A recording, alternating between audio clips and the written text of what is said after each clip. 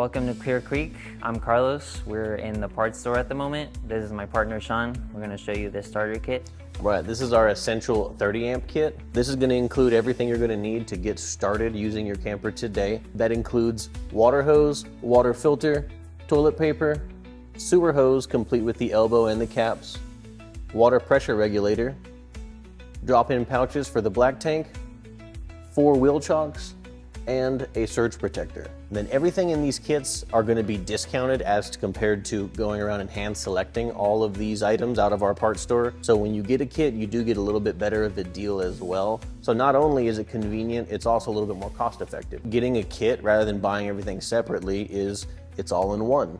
So no longer do you have to think about when you get there, oh, I need a water hose. Man, it would be really nice to have a water filter. Oh yeah, I forgot I need RV toilet paper.